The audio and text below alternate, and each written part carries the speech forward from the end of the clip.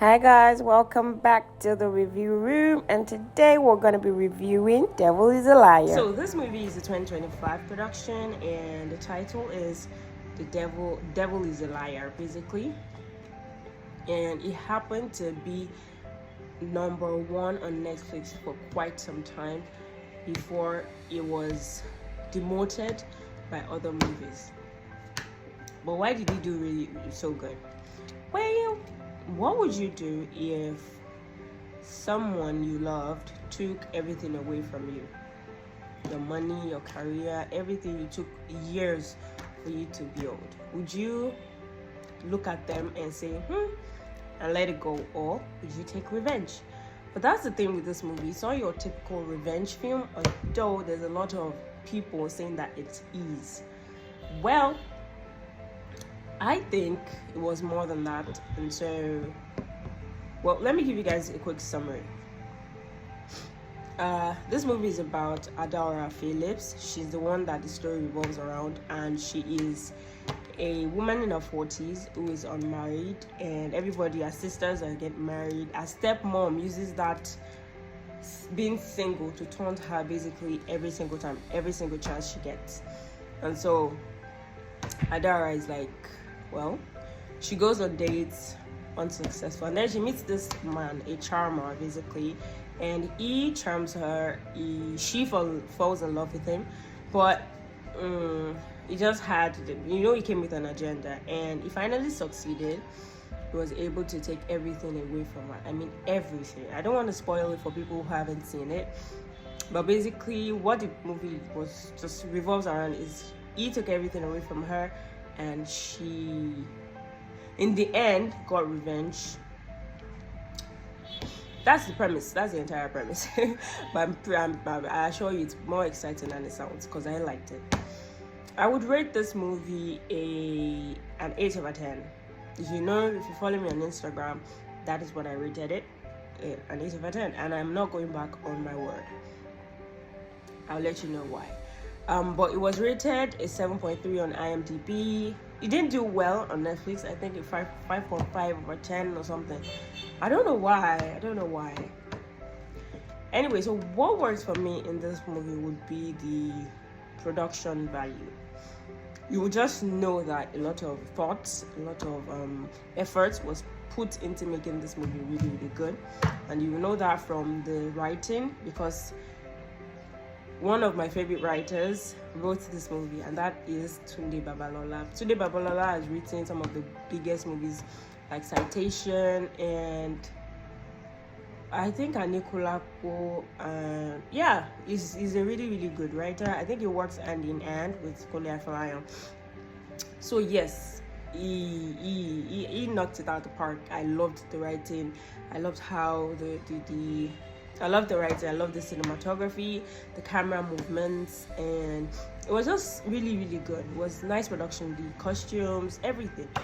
There was a lot of thoughtfulness put into this film. I've always known that Mrs. Nse Ikpe-Etim was a powerhouse. But the thing is, I think I haven't seen a lot of her movies. Even in those that I've seen, I kind of just forget. It's like it's a remission somewhere in my head, but I can't really remember. So this is kind of like the latest production of ours that I watched, and my god, she's a really, really good actress. I see why there's a lot of raves and noise when it comes to our acting. She's good, and yeah, she's somebody that I see winning an Oscar one day. She's on that level. There's a way she enunciates her words, pronounces. You see the emotions on her face, and yeah, everything was just spot on.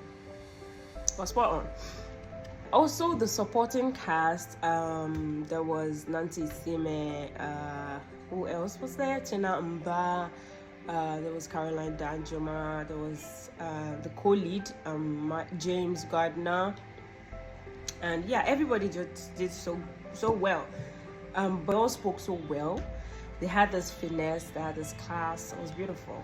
I think they were portraying wealthy people, so I expected. This movie kept me on my toes. I mean, I couldn't watch it in one take because I have a life.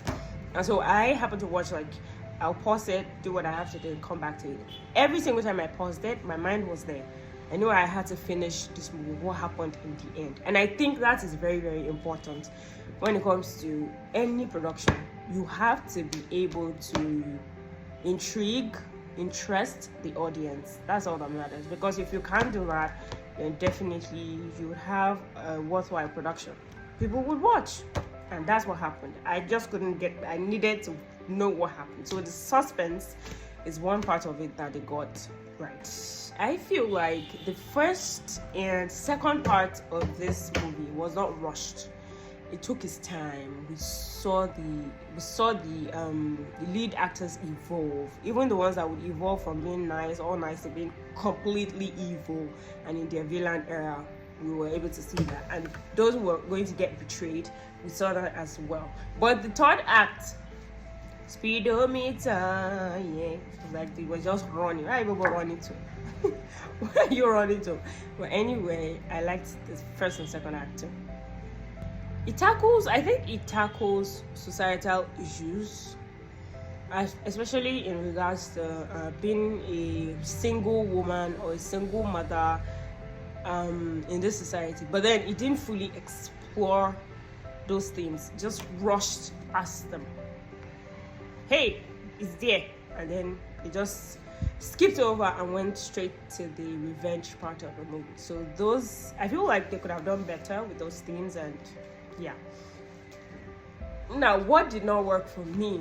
Number one, I think the leads didn't have enough chemistry.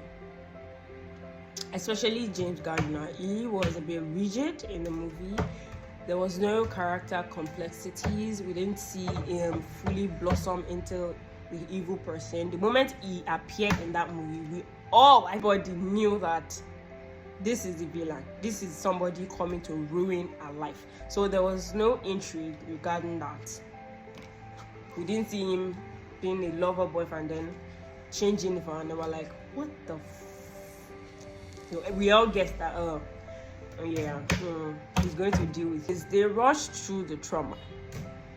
They rushed through the trauma to get to the revenge, and it shouldn't have been like that. Especially when she just got back from prison. A lot should have happened, because she completely changed, and we didn't see how far that change went. She got back, and immediately she was on a vacation where she met the guy again. So I'm just like, what are you people now doing? So it felt rushed. If I would have suggested that this movie be made into like a mini series, maybe 5 episodes, and it would have been awesome. It would have been mind-blowing. But maybe they didn't have enough budget, and yeah, sometimes short is good. Cap it all off, I would say that it is, to me, it's not just a revenge movie, but a lot of people say that's what it is. So my verdict is this movie is an 8 over 10. It doesn't change. My rating doesn't change because of the elements of suspense that it had almost throughout. So yes, that would, and the writing is good. Cinematography is awesome. So yeah, it might not be. It's good, but it's not perfect. So, but it's near perfection. That's all I would say.